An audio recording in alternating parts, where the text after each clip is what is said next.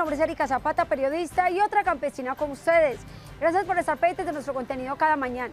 Bienvenidos a la finca de hoy. En esta ocasión los saludos del municipio de Santuario, oriente del departamento de Antioquia, a 1 hora y media de Medellín. Se dedican sobre todo al cultivo del aguacatejas. Nuestros compañeros periodistas Rocío Carrillo y Nelson Suaza siguen recorriendo las fincas de Colombia para llevarnos la mejor información de la finca de hoy. Bienvenidos al capítulo de hoy. Ya les contaremos sobre la curuba criolla, que tiene grandes rendimientos semanales y que se está implementando en muchos países de Sudamérica. Los detalles en la finca de hoy. En el municipio de Río Negro, oriente del departamento de Antioquia, les contaremos sobre la importancia de la renovación de los cafetales, de que se mantengan jóvenes por temas de productividad y rentabilidad. ¿Cómo se hace? Ya se los contamos. Información, experiencias e innovación. Acompáñenos en este recorrido agropecuario por Colombia.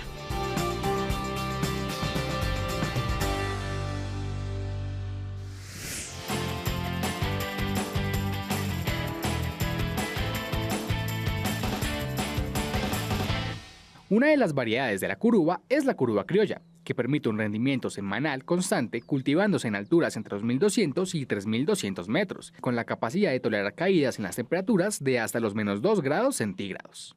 Bueno, en el cultivo de la curuba pues estuvo una variedad que se llama curuba criolla.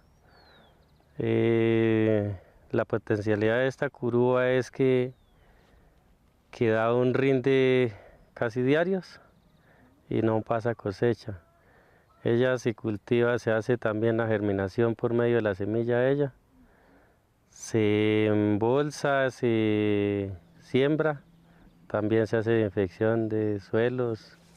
Se siembra el trazado de ellas de 2 metros entre surco, de mata a mata entre 10 y 12 metros. Para que se haga una cortina. La curuba es una planta que desde su plantación tarda aproximadamente entre 8 a 10 meses en la fertilización y en dar su primera cosecha, aunque esta no va a ser la más abundante. Para la cantidad de fruto como tal, para que sea una cosecha más grande, está en un promedio de 18 meses a 24 meses. Después de una cosecha o 2 cosechas es que ya viene la cosecha más grande, es que ya carga más, da más frutos. Pues en un promedio aquí son 100 matas, se puede estar cosechando entre 40 a 50 canastillas de 25 kilos. Ella dura dando esas todas las semanas por ahí unos de 3 a 4 meses seguidos. Pero esta variedad de curuba pues hablábamos de 40 a 50, en el promedio cuando está en floración eso se bajaría por ahí a 5 o 6 canastillas y vuelve y sigue la cosecha otra vez. Con el fin de que la planta se desarrolle sanamente y por lo tanto de fruto de mayor calidad, hacen uso de un tutorado, es decir, apoyándose en diversos materiales ayudan a que la planta se mantenga vertical y que de esta manera se mantenga erguida y alejada del suelo. El tutorado se hace en una altura de 3 metros a 2 metros y medio de altura, de entre horcón a horcón a 4 metros. Se le coloca una sola cuerda de alambre que sea algo gruesecito, entre calibre 10 y 12. La misma mata se inicia sola por el alambre y luego ya uno pues le va ayudando a subir los gajitos que se van cayendo, se los va uno ayudando a enredar para que se haga la cortina. Ese es el manejo de la curuba. Igualmente se debe tener cuidado con las posibles plagas o enfermedades que puedan atacar al cultivo, pues una vez un fruto desinfectado ya no tiene la posibilidad de ser salvado, sino que debe ser rápidamente identificado y desechado con el fin que no se infecten los cercanos. En la curuba lo que nos está atacando lo que es las flores es el trips y el ácaro, que esos son plagas bastante agresivas con la floración y también por los tallos, el barrenador que comienza por los cogollitos y empieza a regresar la matica a dormirla de para atrás. Esas 2 plagas. Y en enfermedades, lo que es la mancha, estas pecas, que es bacterias. Entonces, también por eso todo lo malo se nos genera en los cultivos, por el cambio climático, mucho invierno, y entonces la nube hace que se dañe el fruto también. Una vez la fruta ya está lista para ser cosechada, los principales indicadores son el tamaño y los colores que ésta tenga, pues se prefiere recogerla cuando se vea entre verde y amarilla, ya que la fruta seguirá madurando en las canastas y así llegará en su punto ideal al consumidor.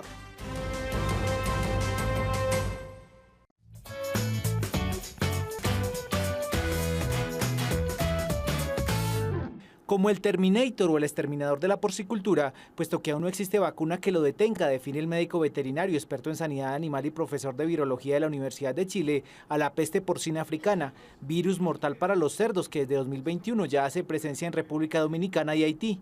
Para los dominicanos, por ejemplo, la enfermedad ha significado el sacrificio como medida de contención de más de 187.000 cerdos en solo 2 años, y sin embargo las pruebas en laboratorio aún se mantienen positivas por encima del 11%. Una vez que el virus ingresa a un país es muy difícil de controlarlo, provoca lo que se denomina una fiebre hemorrágica, es decir, el animal muere rápidamente a los 2 días de infectados, se ven de coloración con tonalidades rojizas por la presencia de la sangre en diferentes órganos, en riñones, en vaso. Hay reportes que indican que puede estar activo o viable por más de 2 años en la médula ósea, por ejemplo, de un hueso de algún jabalí muerto. Un cerdo enfermo se observa débil, con secreciones nasales y oculares, enrojecimiento de las orejas, hocico, cola, pecho, abdomen y extremidades. Pierde el apetito y manifiesta fiebre, vómito y diarrea. La enfermedad se transmite por el contacto directo entre animales enfermos y sanos. Sus secreciones contaminan también elementos como herramientas, vestimenta de trabajadores o visitantes, vehículos y otros objetos, incluso a los alimentos que se les suministran a los mismos cerdos. Una de las principales formas de transmisión es a través de la alimentación de los cerdos, tanto de traspátidos o industriales, con restos de alimento. Estos restos de alimento pueden ser vegetales, pero también cárnicos. Puede estar presente en las cecinas, en los embutidos, como el salame, jamón. En los productos cárnicos congelados y no cocidos, el virus permanece hasta por 2 años y en heces de los mismos cerdos hasta por 160 días. Los expertos aseguran que la enfermedad, que se propaga naturalmente a una velocidad de hasta 30 kilómetros por año, se transmite también a través de moscas y un ectoparásito muy popular. El virus ingresa a la garrapata y el virus es capaz de replicarse incluso dentro de ella. Estas especies también sobreviven fuera de los animales, pueden vivir en hoyos algún tiempo y de esa manera puede ser un vector de la enfermedad, es decir, en presencia de animales libres de la infección puede volver esta garrapata, infestar al animal negativo y le transmite de esa manera la infección. Las autoridades sanitarias son enfáticas en señalar que la peste porcina africana no representa ningún riesgo para la salud humana, pero sí afecta gravemente la economía y la seguridad alimentaria. No es una enfermedad que afecta a los humanos, por lo cual no hay riesgo en el consumo de carne porcina. Si ingresara la enfermedad por la mortalidad que tiene y la medida de gestión sanitaria, implica un alto impacto, en primer lugar para la producción, lo cual implica menos capacidad de abastecer de carne porcina a la población local. Si baja la capacidad de abastecer el mercado, el abastecimiento de la carne de cerdo local va a aumentar. Si se pierden exportaciones, va a haber escasez local, lo que implica que lo poco que haya va a ser más caro. Literalmente la prevención es la única vacuna. Los expertos recomiendan 4 medidas puntuales. La primera medida es tratar de tener a sus cerdos contenidos y que no anden libremente vagando en contacto con cerdos de otros productores o cerdos salvajes o jabalíes. En segundo lugar sería evitar la práctica de alimentación con basura doméstica aún de la propia casa. La basura es un vehículo muy importante del virus. Estamos hablando de todo tipo de residuos. Muchas veces se colecta residuos de un restaurante cercano, de panadería, de catering, de cualquier tipo. También eso se tiene que evitar porque no se sabe a fondo cierto que ese alimento no puede tener el virus. De tener que alimentar con residuos, se recomienda siempre hervirlos por lo menos durante 30 minutos y suministrar siempre agua limpia. Las otras medidas tienen que ver con la higiene, que empieza con el lavado de manos, ubicación de puntos de desinfección en las entradas de las porquerizas y esterilización de vehículos y todo elemento que tenga contacto con el entorno de los cerdos. utilizar una ropa especial cuando se trabaja con los cerdos. Esa es una práctica que evita, si esa ropa él la utilizara para ir a visitar un vecino que tiene cerdos o otra granja, poder potencialmente vehiculizar el virus. Y la cuarta que podría decir es tratar de utilizar un calzado también especial. Cerdos nuevos que lleguen a la granja deben ser sometidos a cuarentena. De llegar a sospechar de la existencia de la enfermedad en su explotación, no se debe dudar ni un segundo en notificar al ICA, entidad que en Colombia se encarga también de controlar el ingreso desde otros países de cerdos o sus derivados cárnicos a través de puertos, aeropuertos y pasos fronterizos.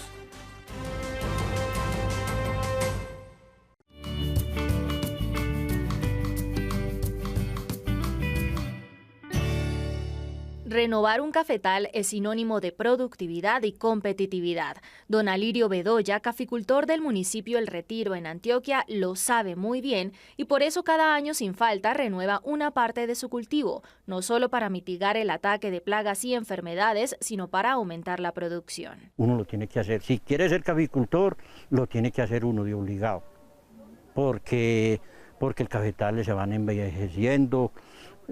Las pestes, pues, las enfermedades que llegan a los cafeteros, lo tiene que hacer uno, tiene que buscar variedades que sean resistentes a la roya, a muchas enfermedades que vienen. La renovación de cafetales es una apuesta, es una inversión que hacemos para el futuro. ¿Por qué? Porque la vida de un cafetal dependerá de su productividad, pero llega a un punto máximo. Y de ahí la productividad va bajando y finalmente va a llegar un momento en donde se va a ver mermar tanto que no va a ser negocio. La renovación puede ser por soca, haciendo una especie de poda a unos 30 centímetros del suelo, o por siembra, lo que implica erradicar y volver a cultivar. Se recomienda renovar todos aquellos árboles que tengan más de 5 años o que hayan sido afectados por plagas o enfermedades e incluir posteriormente nuevas variedades probadas. La roya se paloteaba mucho esos árboles, quedaban sin hojas del todo. Entonces iban a florecer y como se quedaban sin hojas, no podían florecer, no les quedaba nada. Ahora las variedades, como son más resistentes a las plagas y a las enfermedades, no les cae tantas pestes, tantas enfermedades. Entonces sí va a ser mucho mejor, va a dar más café. Para asegurar niveles altos de productividad e incluso mejorarlos, porque de la mano de Cenicafé, a través de la Federación Nacional de Cafeteros, hay mucha investigación detrás de estas plantas y las plantas van mejorando cada vez, son resistentes a diferentes plagas e incrementan su nivel de productividad. Entonces, asegurando que los caficultores renueven sus cafetales, mantengan jóvenes los cultivos, pues aseguramos un futuro sostenible de la producción de café. Aquí, en la finca La Honda, don Alirio antes manejaba en su cultivo árboles de las variedades Bourbon, Caturro y Pajarito. Al renovar, hizo la sustitución con las variedades Castillo y 2000. Yo tengo alrededor por ahí de unos 13.000 árboles, más o menos. Yo empecé renovando a poquiticos, porque uno siempre le da como susto pues quedarse sin café, porque no hay que quedar sin café y salió para afuera. Entonces empezamos renovando a poquitos, ya 2.000, 3.000 árboles, así sucesivamente, año por año. A veces hasta, al principio era 2 veces al año. Ya como ya le cogimos ventaja a la renovación, ya sí se está haciendo anual. La renovación es la clave de mantener la productividad. De la mano de Plan Nescafé, nosotros hemos logrado dar más de 65 millones de plantas, que son plantas probadas en un nivel mayor de productividad. Anteriormente en esta finca caficultora no se conocía de renovación, solo se soqueaba y se esperaba por nuevos brotes. Recolectaban entre 20 y 25 cargas de café de los 13.000 árboles del cultivo. Con las nuevas variedades se espera aumentar la producción incluso más del 40%. La trivia del campo. Conviértete en un experto con la finca de hoy. Pregunta: ¿qué fruta es conocida por su color rojo intenso? A. Arándanos. B. Fresa. C. Granadilla.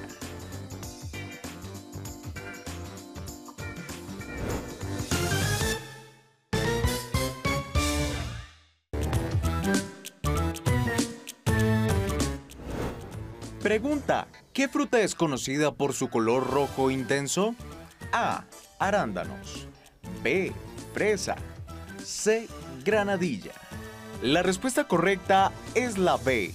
La fresa contiene un pigmento llamado antocianina que es responsable de su color rojo intenso y vibrante. Este pigmento no solo le da su característico color, sino que también tiene propiedades antioxidantes que protegen a la fruta de los daños causados por los radicales libres. Además, el color rojo de la fresa varía según la variedad, pero la mayoría de las fresas tiene un color rojo intenso y vibrante que las hace reconocibles en cualquier lugar.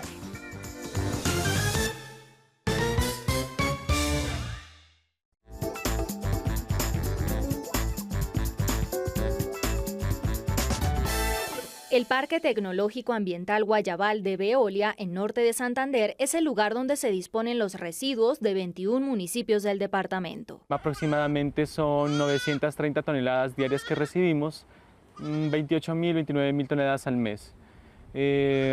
Estamos a 16.3 kilómetros del centroide de Cúcuta, en la vía que comunica Cúcuta con Puerto Santander. El parque se ha transformado en más que un relleno sanitario. El tratamiento que hacen con los subproductos que genera la descomposición de los residuos, como los lixiviados, que limpian a través de una planta de última tecnología, además de la descarbonización de todos sus procesos, ha permitido que ahora se logren desarrollar proyectos agrícolas y pecuarios. Es un parque que no solo maneja los residuos de disposición final que nos llegan, sino que tenemos proyectos ambientales en pro de la transformación ecológica. Por ejemplo, ahorita estamos en el área que es la granja. En esta granja tenemos patos, tenemos gansos, tenemos tortugas, tenemos mojarras, tenemos gallinas y otros pocos animales que son un bioindicador y nos sirve para saber que estamos haciendo las cosas bien, ya que todos esos animales no sufren ninguna afectación, sino muy por el contrario se están reproduciendo. La apicultura es otra actividad que se desarrolla en el parque, entendiendo que las abejas son animales sensibles a los tóxicos y que tienen un amplio radio de acción, son uno de los mayores bioindicadores de la correcta disposición de los residuos. En 81 metros cuadrados se manejan más de 10 colmenas con abejas de Castilla y anualmente se obtienen 10 litros de miel por panal. ¿Qué nos indica esto? Que todos nuestros vecinos pueden tener proyectos agrícolas, pueden tener producción de aves, de peces, de plantas, sin sufrir ninguna afectación. El parque tiene producción de mojarra, huerta, vivero de árboles y plantas ornamentales, producción de huevos de gallina negra que se reparten entre el personal del parque. La granja y la huerta están a escasos 9 metros de donde comienza el vaso norte, a donde anteriormente llegaban todos los residuos. Tenemos convenios con diferentes organizaciones y con diferentes entidades públicas en las cuales donamos las plantas para revegetalizar y arborizar zonas que han sido afectadas.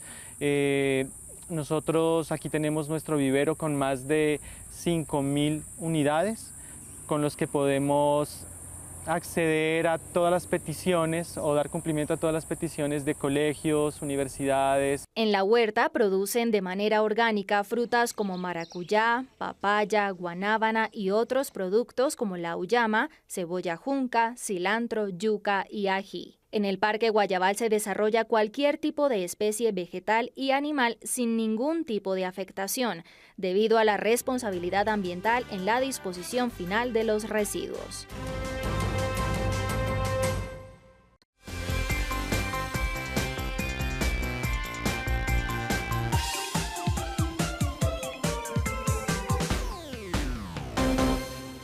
Ubicada en Villanueva, departamento de La Guajira, la finca Villa del Sol es reconocida en la zona por la calidad y cantidad de canal entregadas en los cerdos que ceba, animales que superan hasta en 8 kilos de peso y se tardan mes y medio menos en estar listos para el sacrificio si se comparan con los estándares comerciales.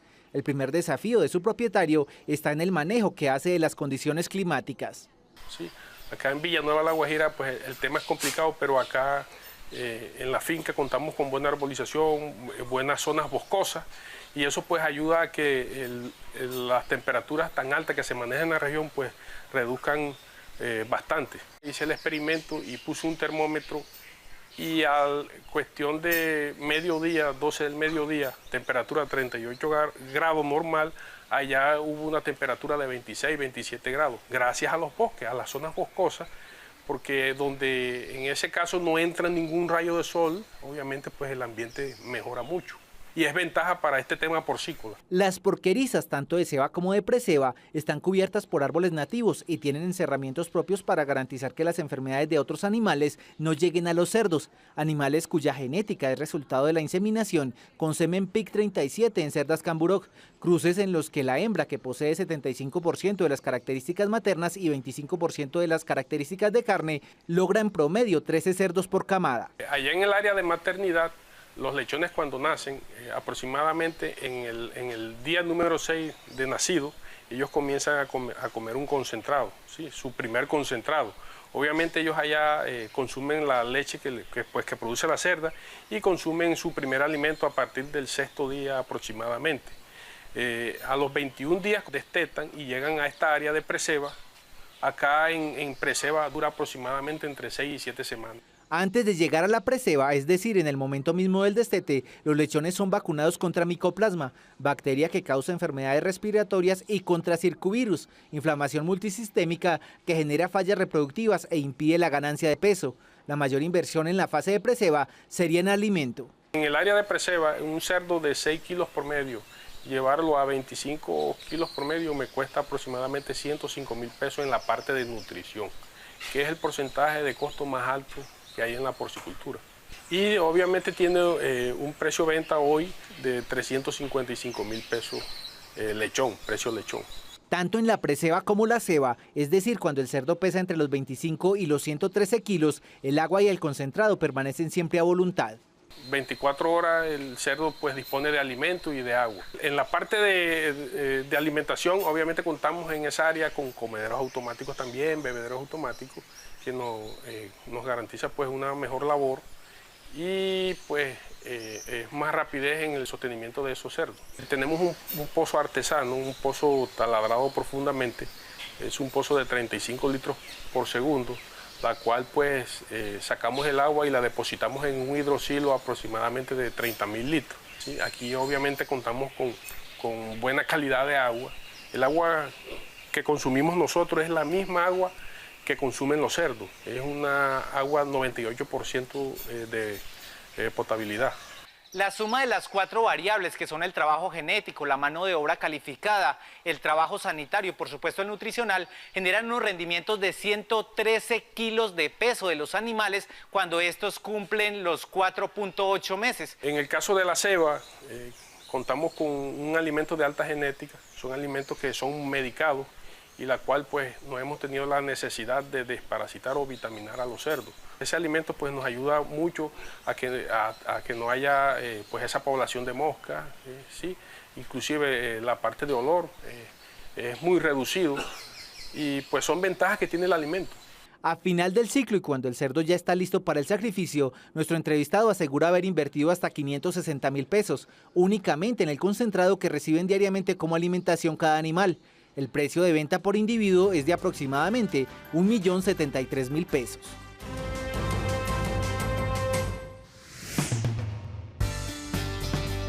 Al regreso, veremos cómo algunos ganaderos aprovechan los servicios ambientales de ecosistemas de bosques y los ven como sus aliados productivos. Y hablaremos con los creadores de una máscara que ayuda a reducir las emisiones de gases en ganadería. Nos explican las ventajas de utilizar esta tecnología. Ya regresamos. Continuamos con nuestro recorrido agropecuario.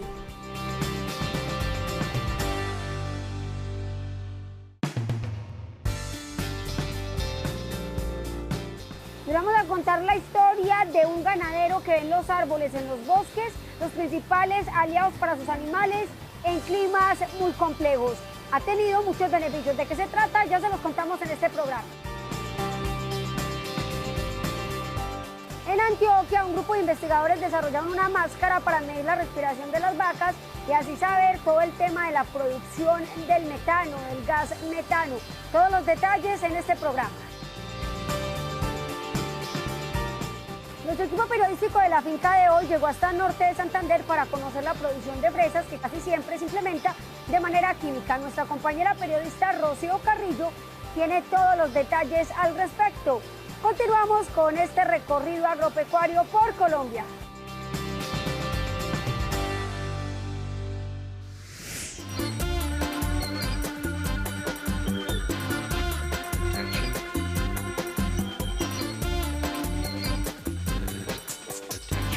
Como sus principales aliados en el sostenimiento de los rendimientos productivos a pesar de las sequías tan comunes entre los meses de diciembre a abril en el municipio de Villanueva, Guajira, considera Luis Peralta a los árboles. Asegura que las zonas boscosas que existen en su predio disminuyen hasta en 15 grados la temperatura ambiental de su hato. Y cometemos el error de acabar los bosques por tener más pasto, de los cuales que el pasto solamente lo tenemos en épocas de invierno.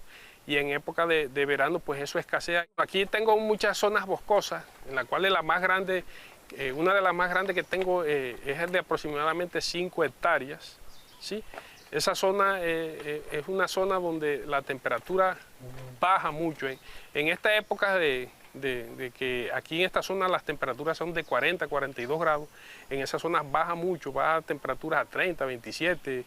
Sí, es un aire acondicionado pues, natural que tenemos ahí. Trabajar de la mano del medio ambiente desde ese punto de vista ha sido muy ventajoso para estos ganados. Y la naturaleza es muy sabia y entre más bosques para esos tiempos de crisis, pues nos va a favorecer. Indica el propietario de la finca Villa del Sol que los árboles inciden directamente sobre los rendimientos de leche y carne en sus animales, no dejándolos disminuir, especialmente durante las épocas críticas. La carga animal está en 3 cabezas por hectárea. Sí, si le hacemos un pesaje de leche son vacas promedio de 8 litros. Si hacemos el trabajo completo con la producción de carne, obviamente vamos a tener desteto de 10 meses, por lo menos de 240 kilos, 280 kilos, dependiendo pues el alto manejo que la madre le aporte a su hijo. Mientras muchos ganaderos de la zona tienen que suplementar durante las temporadas de sequía, Luis asegura que sus animales viven estrictamente de pasto, agua y sal y ocasionalmente les suministra palmiste o semillas de algodón, especialmente a las vacas previas a inseminar, que necesitan obviamente una mejor condición corporal. Los trabajos frecuentes de la finca comprenden sembrar árboles y administrar los que ya están. Aquí la finca la tenemos toda dividida con cerca eléctrica. Tenemos aproximadamente potreros promedios de 1 hectárea, de media hectárea, de 2 hectáreas máximo. ¿Sí? Todo está dividido. Pues en las épocas de invierno aprovechamos pues, el sistema de rotación y contamos con buenas pasturas acá. En épocas de verano, que es que aquí contamos con mucha arbolización de algarrobillo, el conocido campano, contamos con guásimo, contamos con trupilla. Y pues en el tema crítico, en el tema de verano, pues la naturaleza es muy sabia y nos brinda pues esa ventaja de que los animales aprovechen esa cosecha de frutos. Acá los bosques son considerados también como banco de proteína, al igual que los árboles, los forrajes también requieren de administración. Aquí lo que predomina es el ánglito y la quicuyina y hemos sembrado pastos guinea como Tanzania y Mombasa. En época de invierno aquí son abundantes. Yo tengo 10 años aproximadamente que no fumigo, ¿sí? Solamente hago mantenimiento cuando requiero de guadañas y pues obviamente pues retiro lo que no necesito, pero la arbolización que me crece acá en este medio, obviamente la selecciono, elijo y la voy dejando, ¿sí? El ganado pues se va a sentir confortable, ¿sí? Y va a tener un mejor manejo. El establecimiento de los bosques permitió también que nuestro entrevistado mejorara la genética de los animales. Antes trabajaba con el denominado ganado 7 colores. Hoy habla de rusticidad y habilidad materna del cruce Simmental por Brahman. La raza Simbra es una raza 5/8 Simmental, 3/8 Cebú. Esa parte de Simmental pues le aporta mucho a la mansedumbre. Y por los sistemas que tenemos de divisiones y de corrales pues ayuda mucho a que el ganado pues esté quieto. Hacemos un control de desparasito con levamisol, ¿sí? Tratamos tenemos rato que no implementamos las ivermectinas por el tema ambiental, estamos desparasitando con levamisol. Obviamente hacemos un control de vitamina A en el tema de verano y un control de complejo B en temas de invierno en su momento. Las mayores dificultades que se presentan en las ganaderías de la zona tienen que ver con el control de mosca y garrapatas, aspecto que según nuestro entrevistado es mucho más sencillo en su predio gracias también al microclima que ha logrado con los árboles.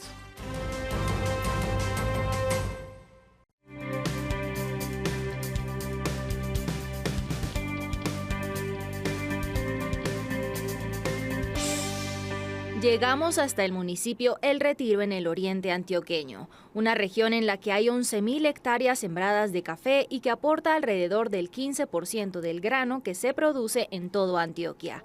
En El Retiro visitamos la finca La Honda, un predio en el que se siembra café de manera responsable con el ambiente, apuntándole a la reforestación.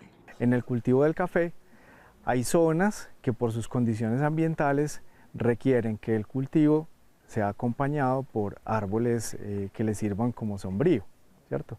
Porque digamos que son localidades que el verano les pega muy fuerte, localidades digamos donde hay un riesgo de la cosecha por el tema de clima. Entonces en esos lugares estamos implementando con los cafeteros herramientas del paisaje que les permitan digamos que sortear esas dificultades de clima que vienen periódicamente a través de la siembra de árboles y que las cosechas cafeteras pues no se vean digamos disminuidas o afectadas en su calidad por los efectos del clima. Hay una iniciativa que lo llamamos Bosques del Mañana y eso es una iniciativa de agricultura regenerativa, que significa devolverle a la tierra y al ecosistema lo que tomamos. Y la siembra de árboles, en nuestro caso tenemos un objetivo de 7.5 millones en Colombia, es clave para mantener el ecosistema, porque un árbol no solamente significa absorción de emisiones de carbono, pero también significa que da un balance al ecosistema en los cafetales. Además son especies nativas, quiere decir que hacen una armonía en estos ecosistemas y mantenemos biodiversidad. Sembrar árboles en los cafetales genera ciertos servicios ambientales, como la producción de oxígeno, el reciclaje de nutrientes en el suelo y la creación de un efecto regulador del ciclo hídrico para evitar que se sedimenten las cuencas. Los árboles digamos que nos sacan nutrientes de un poco más abajo de lo que llegan las raíces del café y lo ponen a disposición del cafetal a través de toda esa biomasa de la hojarasca que van digamos mudando y van colocando un poco más al servicio digamos de esa materia orgánica que necesita el cultivo del café. Volvemos a nutrir los suelos y eso es muy importante para los cafetales. De hecho, los análisis de suelo ayudan a los caficultores a entender qué necesita el suelo y los árboles acompañan a este ecosistema para mantenerlo vivo, para mantenerlo nutrido e incluso tienen muchos fines. Pueden ser sombra para los cafetales, pueden también ser cercos naturales y otras más. Si los cultivos de café están rodeados por árboles, se controlan los efectos de vendavales o lluvias. Las especies arbóreas forman una barrera rompevientos y funcionan como freno para los arrastres que generan las lluvias sobre el terreno, evitando que haya erosión y estabilizando el suelo, siendo beneficioso sobre todo para aquellos territorios de suelos frágiles. Tenemos una meta para el 2030 de la siembra de 7.5 millones de árboles en Colombia. A la fecha del año pasado hicimos ya 685,000. Este año la meta es ir más de 1,5 millones de árboles, es decir, que al final del 2023 vamos a haber sembrado más de 2 millones de árboles en 3 regiones de Colombia, que son Antioquia, Valle del Cauca y Risaralda. El 80% de estos árboles van a estar aquí en Antioquia, en esta región. Los árboles no solo protegen al cultivo de café de los rayos solares directos, sino que además ayudan a mantener esas capas de agua que se acumulan en la profundidad del suelo.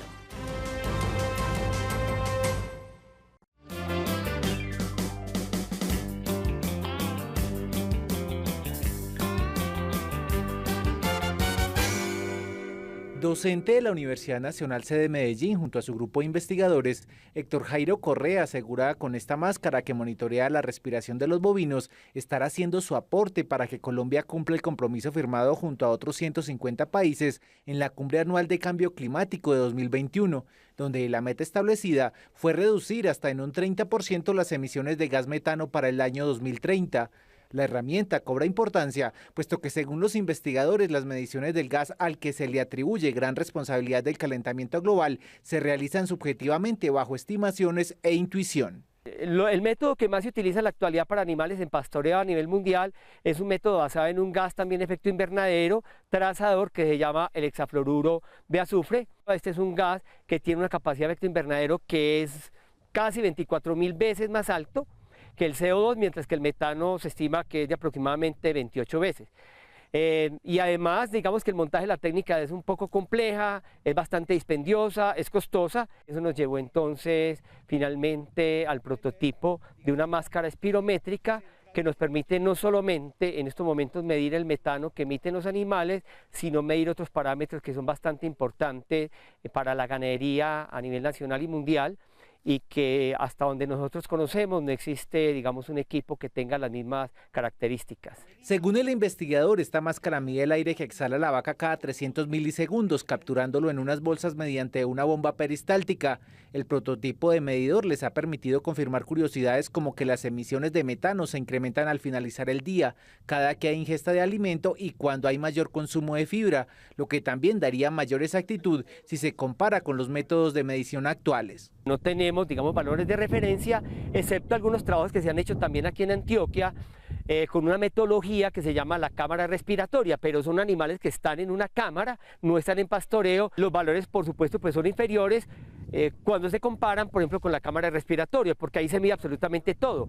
El metano que se elimina vía exhalaciones, vía aeróptos, vía oral y vía anal.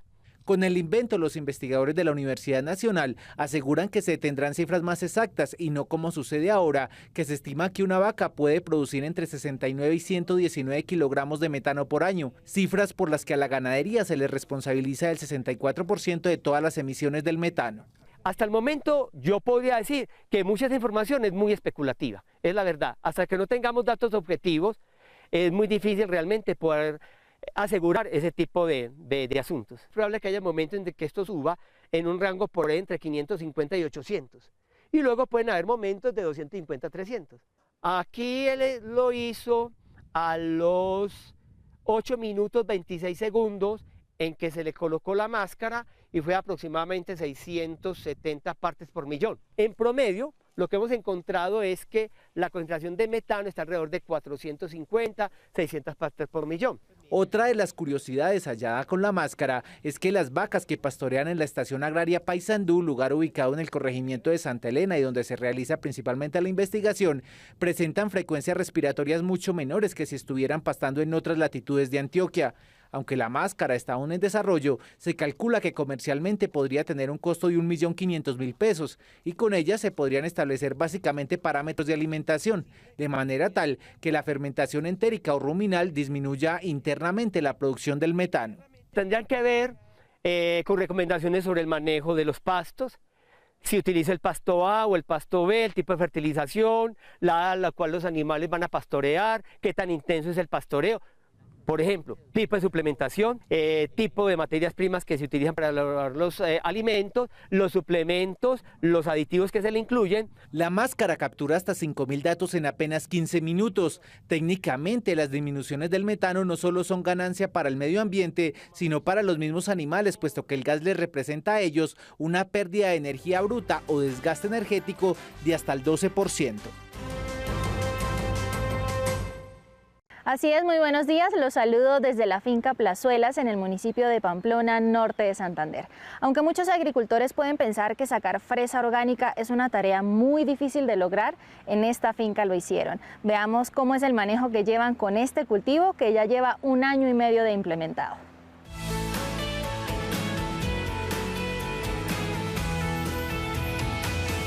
Esta fresa llegó ya siendo una fresa de segunda, ¿no? Al inicio pues se sembró muy normalito, le puso materia orgánica y se pusieron las planticas, se pusieron los estolones. Hasta hace, digamos, 2 meses es que hemos estado como juiciosos ya haciendo un implemento, ¿no? Una implementación de las medidas orgánicas. El manejo orgánico inició con la utilización de microorganismos. Poco a poco y con varias investigaciones que hicieron de la mano con la Universidad de Pamplona, fueron modificando los productos a utilizar. Y nos dimos cuenta que habían unos productos que funcionaban mejor. Entonces dentro de esos productos encontramos el caldo de rizófera, los MM y M6. Entonces son más bien inóculos microbianos.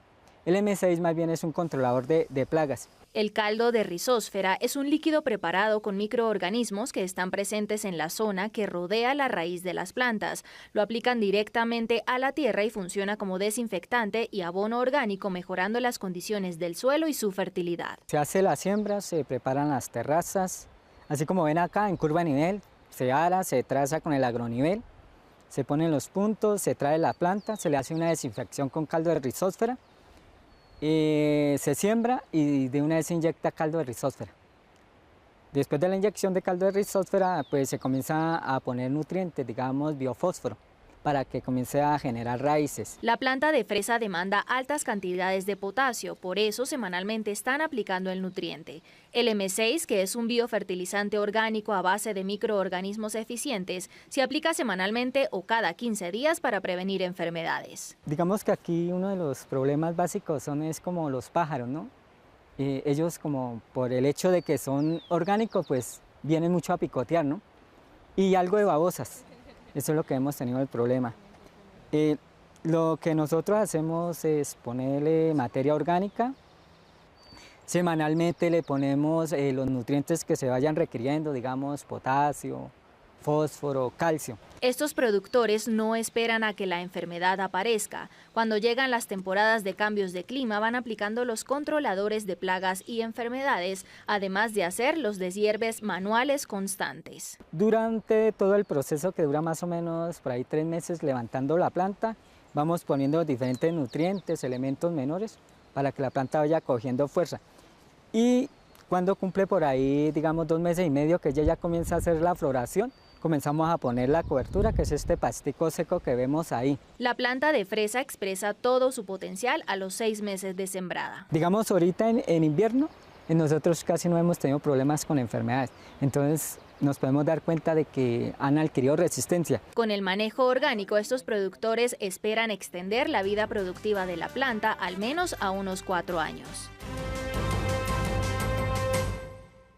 Y lastimosamente hemos llegado al final de nuestro programa, pero espere cada mañana más historias, anécdotas e información del campo colombiano. Las personas que están en otros países nos pueden ver a través de la señal de Caracol Internacional y ustedes a través de las redes sociales que aparecen en pantalla.